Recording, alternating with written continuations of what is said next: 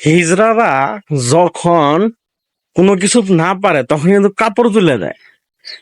Same India যখন কোনো কিছু দিতে না পারে তখন তারা বাদ খুলে দেয়। আর অজুহাত দেখা যায় যখন পানি বাঁধের উপসাদে পড়ে গেছে বাঁধের উপসাদে পড়ে গেলে তো বাঁধ ভেঙে যাবো গা। বাঁধের উপসাদে পানি পড়ে যায় গা, অথচ তারা জানে না। মানে অজুহাতে তাদের শেষ নাই। আসসালামু আলাইকুম। তো কথা হলো কথা না, আমাদের দেশে এখন যে অবস্থা বলা গেলে একবারে কি বলবো, যে মানুষ মুখে আনকে কুলুপ বাইন্ধে হাসার চেষ্টা করে, মানে এই অবস্থা এখন আমাদের দেশে। মানে দেশের যে সার্বিক অবস্থা সেটা বলতে গেলে কেমনে বলবো, মানে সেটা কোনো অজুহাত খুঁজে পাইতেছি না। একটা তো অজুহাত আছে। আমাদের দেশে কিছু সংখ্যক লোক মানে যে যেমনি পাইতেছে ফায়দা লোটার চেষ্টা করতেছে। এখন একটা লোক সে জায়গাতে বসছে দেশটার গোছানোর জন্য। এখন অমুকের ওই সমস্যা, তমুকের ওই সমস্যা, তমুকের এত বছর ধরে বেতন বাড়ে না, তমুকের এই জিনিসটা লাগবো, তমুকের ওই জিনিসটা লাগবো, তা নাহলে কর্মবিরতি, তা নাহলে কর্মতে যোগদান করবো না। আন্দোলনের নামে 16 বছর আগে তোমরা কি করছো? যে লোকটা এখন বইছে তোমাদের এই সংকট মুহূর্তে বইছে, তোমাদের এখন যে জন্ম নেয় নাই তার মাথাও ঋণ, যে জন্মিছে তার কাছেও ঋণ, যে খাইতেছে তার কাছেও ঋণ। প্রতিজনের মাথা পিছু দরকার পড়লে নিজের পক্ষে লাখ খানিক ঋণ। মাথা পিছু গড় হিসেব করলো যে লোকটা বইছে দেশটারে গোছানোর জন্য, তোমরা সবাই নিয়ে যাও দাবি নিয়ে।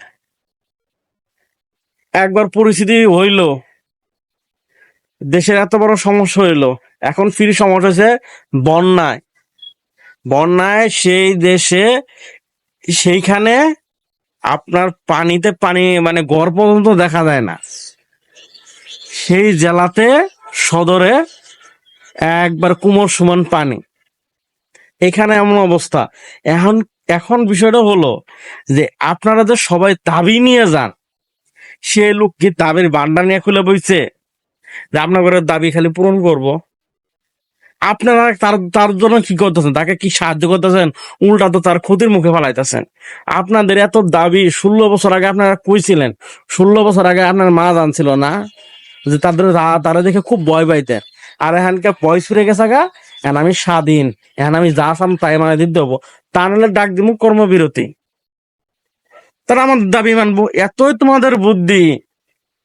তাহলে তোমরা 16 বছর আগে কি করছো? সে লোক যদি বলে যে সবাইকে একবার ছাড়াই করে এলাও, নতুন করে যারা কর্মস্থান পায় না, যাদের চাকরি নাই তাদেরকে চাকরি দেওয়ার চেষ্টা করুন, যদি এই কথাটা বলে, তাহলে তোমাদের কি হবো? তোমাদের এত দাপট, এত সরকারি চাকরি করো, এত কিছু করো, এত কিছু, মানে তোমরা এক এক সময় এক এক দাবি নিয়ে যাইতেছ। তখন সে লোকে যদি এই জিনিসটা একবার না করে, তো তোমরা কি করবা?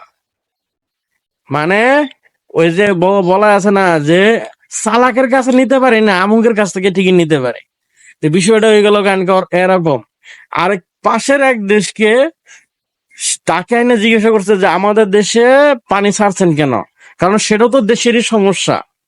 তারা বলে ড্যামের উপরে দিয়ে পানি পড়ে গেছে গা, সেজন্য অটোমেটিক বাঁধ খুলে গেছে গা, পানি মেজর আগে পড়ছে।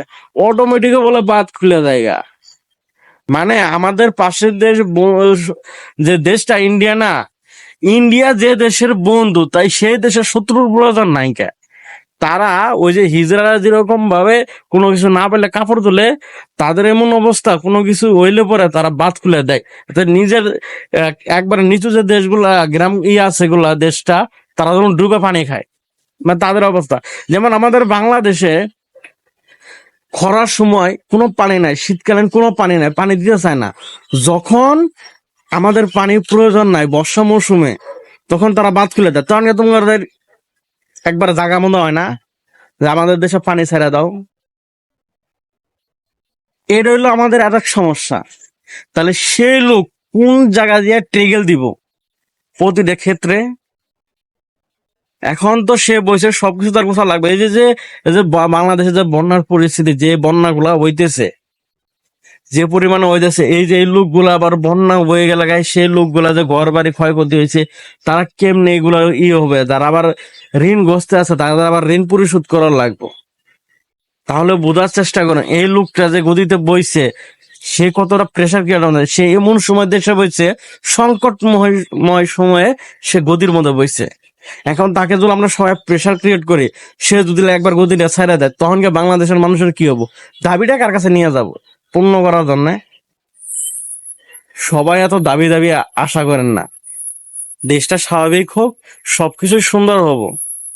কারণ দেশটাকে তো, দেশের মানুষকে তো আগে বাঁচতে হবো। দেশের মানুষ যদি বাঁচে, সবাই যদি একসাথে সবকিছুতে যা, তাহলে দেশটা এমনি উন্নত হয়। যেমন জাপানে, জাপানে যখন দেশটার ক্ষয়ক্ষতি হয়েছে, তখন কিন্তু জাপান আজকে এতটা কর্মমুখী হয়েছে মানুষ, জাপান আজকে এত উন্নত। এই কথাটা মনে রাখতে হবে।